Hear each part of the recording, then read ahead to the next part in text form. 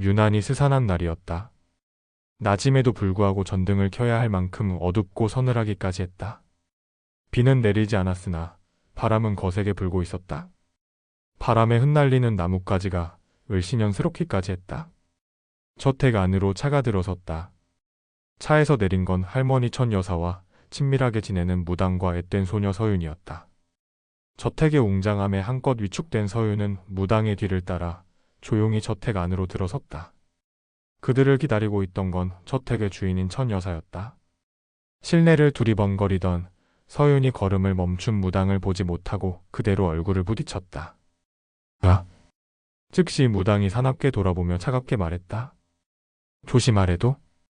죄송합니다. 서윤이 얼른 사과했다.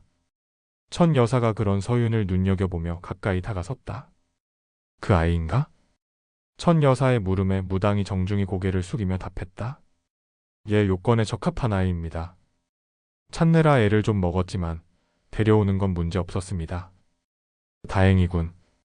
자신을 두고 하는 이야기에 서윤이 입술을 잘근 깨물었다. 자신을 천천히 세밀하게 살피는 천 여사의 시선에 서윤의 몸이 절로 긴장되었다. 무당의 말처럼 서윤은 천 여사가 바라던 가장 적합한 대상이었다. 그러니 쫓겨날 일은 없을 것이다. 서윤은 돈에 팔려온 인간 부적이었다. 무당의 점괘를 통해 태어난 연월일시, 이름과 사주팔자까지를 모두 따져 조건에 부합하는 18의 여자아이를 찾았고 그것이 바로 서윤이었다. 다행스럽게도 서윤의 집은 찢어지게 가난했고 하나뿐인 가족인 그의 부친은 알코올과 도박에 중독된 쓰레기 같은 인간이었다. 그런 사람에게 돈으로 자식을 사는 건 무척 쉬운 일이었다. 서윤도 자신의 처지를 인지하고 무당을 순순히 따라 나섰다. 5년만 인간 부적이 되어 도련님 옆에 붙어 있으면 그 뒤는 자유롭게 살 수 있다고 했다. 일만 잘하면 충분히 먹고 살 만큼의 돈도 주겠다고 했다.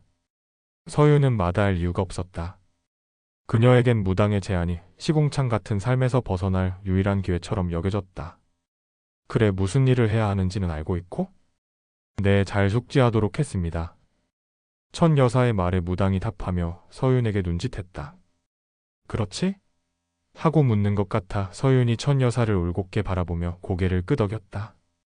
그제야 천 여사가 서윤에게서 시선을 거뒀다. 그러곤 다시 무당에게 물었다. 방 하나를 사이에 두고 지내는 것이 효과가 있겠는가?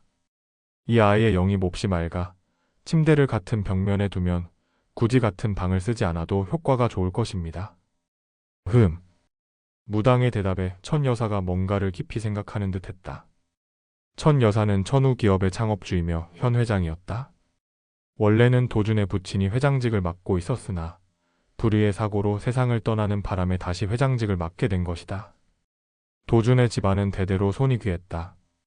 집안에 무슨 저주가 내린 것인지 그 귀한 아들이 단명하는 터라 천 여사는 하나 남은 손자의 명주를 잇기 위해 무당의 말을 듣고 인간 부적을 구하게 되었다. 도준의 명줄이 길어질 수만 있다면 천 여사는 어떤 짓이라도 할 사람이었다.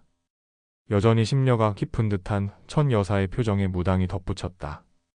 기운을 나눠주는 건 성인이 된 후에도 늦지 않습니다. 그래, 몇 년 안 남았으니 그때까지는 각방을 쓰게 하는 수밖에. 두 사람이 나누는 대화에 서윤의 미간이 미세하게 꿈틀거렸다. 그러면서 무당이 했던 말을 떠올렸다. 5년이야. 내가 18빈 2년은 각방을 쓰고 성인이 되면 한 침대에 누워 자야 한다. 몸에 손을 대는 일은 없을 테니 안심하고 그냥 나란히 누워 자기만 하면 돼. 그 말이 맞을 거라고 서윤은 굳게 믿었다. 어차피 이런 집에서 자신같이 천한 존재를 귀한 7대 독자와 몸을 섞게 할 일은 없을 것이다. 그때 서윤이 기척을 느끼고 시선을 옮겼다. 2층으로 향하는 계단 위 난간 쪽에 누군가 서 있었다. 누군가 밑에서 벌어지고 있는 일에 귀를 기울이고 있는 듯했다. 때마침 천둥이 쳤다. 놀란 서윤이 흠칫 몸을 떨었다. 그 사이 난간에 서 있던 도준이 천천히 계단 쪽으로 발을 옮겼다. 그를 따라 서윤의 시선도 이동했다. 계단을 내려오는 도준의 발이 서윤의 시야에 들어오기 시작했다. 상대가 누군지도 모르면서 왜 이렇게 긴장이 되는지 서윤은 알 수 없었다.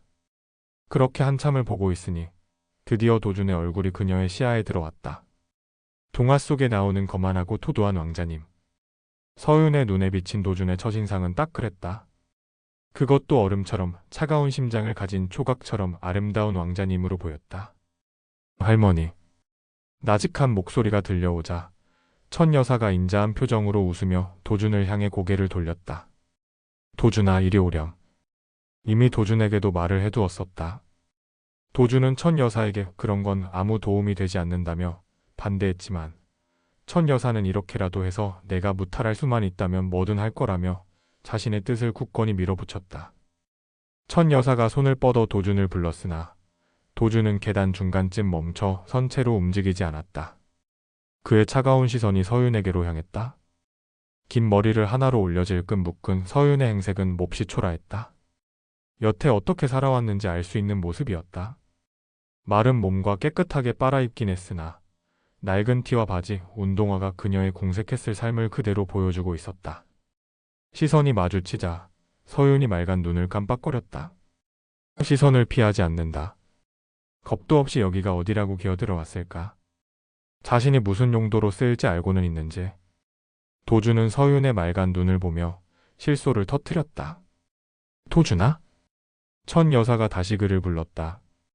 그러면서 이번엔 눈에 한껏 힘을 주었다. 저택에서 천 여사의 말은 곧 법이다. 부모를 모두 잃은 도준에게 천 여사는 유일한 혈육이었다. 이 모두가 자신을 걱정해서 벌인 일이라는 걸 알기에 못마땅하긴 했지만 천 여사의 뜻을 거스를 수는 없었다. 그가 짙은 한숨과 함께 계단을 내려왔다. 천 여사 옆에 그가 다가와 설 때까지 서윤의 시선은 그를 향하고 있었다. 앞으로 너와 함께 지내게 될 아이다. 천 여사의 말에 무당이 멍하니 서 있는 서윤의 팔을 당겼다. 그러면서 얼른 인사하라는 눈치를 줬다. 아, 안녕하세요.